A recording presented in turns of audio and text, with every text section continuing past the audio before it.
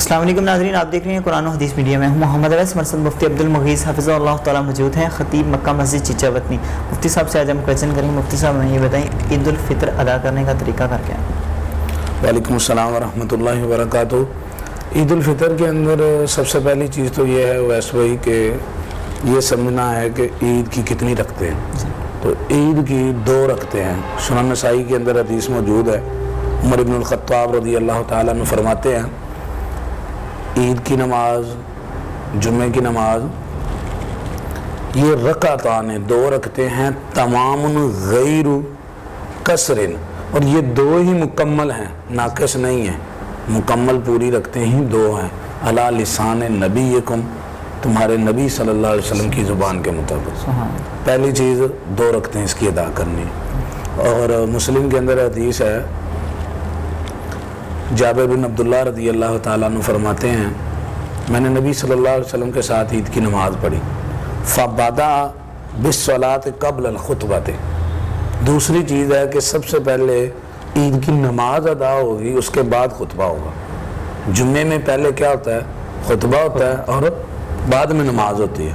عید اس کے الٹ ہوگی، پہلے عید کی نماز ادا کی جائے گی اور بعد میں خطبہ ہوگا۔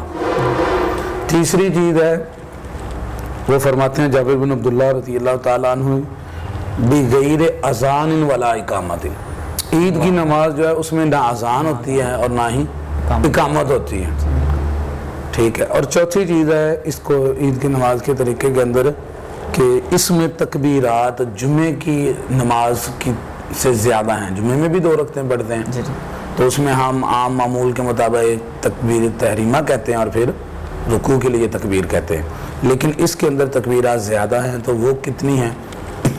امی عائشہ صدیقہ رضی اللہ تعالیٰ عنہ فرماتی ہیں، ابو داؤد شریف کے اندر بھی حدیث موجود ہے، کہتی ہیں کہ الاولی 7 تکبیرات وفی الثانیۃ 5 تکبیرات غیر تکبیرتای الرکوع۔ عید کی 2 رکعتیں جب ہم پڑھتے ہیں تو رکوع کی جو تکبیریں ہیں دونوں رکعتوں میں، اس سے پہلے جب ہم نے تکبیر تحریمہ کہنی ہے، تکبیر پہلی، تو اس کے بعد پہلی رکعت کے اندر جو ہے ہم نے 7 تکبیریں کہنی ہیں، دوسری رکعت کے اندر 5 تکبیریں کہنی ہیں۔ اب پہلی رکعت کے اندر اگر کوئی تکبیر تحریمہ کو بھی اندر گن لے گا تو اگر وہ اس کو بھی گن کے ساتھ پوری کرے گا تو پھر تکبیر تحریمہ کے علاوہ 6 ہوں گی، اور اگر کوئی تکبیر تحریمہ کو نکال کے ساتھ پوری گنے تو پھر تکبیر تحریمہ کے علاوہ 7 ہوں گی، تو گنجائش دونوں کی موجود ہے۔ تو پہلی رکعت میں تکبیر تحریمہ سمیت 7 تکبیریں یا تکبیر تحریمہ کے علاوہ 7 تکبیریں، اور دوسری رکعت میں 5 تکبیریں ہوں گی۔ تو یہ عید کی نماز کا طریقہ ہے۔ اس میں ایک اور چیز ہے آخری، وہ یہ ہے کہ عید کی نماز جب آپ نے ادا کرنی ہے تو اس میں ہر تکبیر کے ساتھ رفع الیدین بھی کرنا چاہیے۔ خاص طور پہ جو عید کے لیے حدیث آتی ہے وہ تو کوئی صحیح حدیث میرے علم کے اندر نہیں ہے، لیکن جو ہے نا وہ عمومی قیاس یہی ہے، کیونکہ یہ جو رکوع سے پہلے کی تکبیر ہے جو عید کی نماز میں ہم تکبیر تحریمہ پہلی تکبیر کو کہتے ہیں، اس کے تابع ہیں یہ تکبیریں ساری، اس کے تابع ہیں اور اس کے مشابہ ہیں۔ اور قاعدہ یہ ہوتا ہے کہ جب کوئی چیز کسی کی تابع ہو جاتی ہے یا کسی کے مشابہ ہو جاتی ہے تو وہ پھر اس کا حکم بھی اصل چیز والا حکم ہو جاتا ہے۔ تو جو پہلی تکبیر ہے تکبیر تحریمہ، اس کے ساتھ ہاتھوں کو اٹھانا، رفع الیدین کرنا، یہ بالاتفاق ثابت ہے۔ تو لہٰذا تکبیر تحریمہ کے بعد جو اس کے تابع تکبیریں ہوں گی ان میں بھی رفع الیدین کرنا چاہیے۔ اور جو ہے اس کی مثال جیسے جنازے کی تکبیرات ہے، تو جنازے کی تکبیرات کے اندر رفع الیدین کرتے ہیں، تو اس کی دلیل موجود ہے۔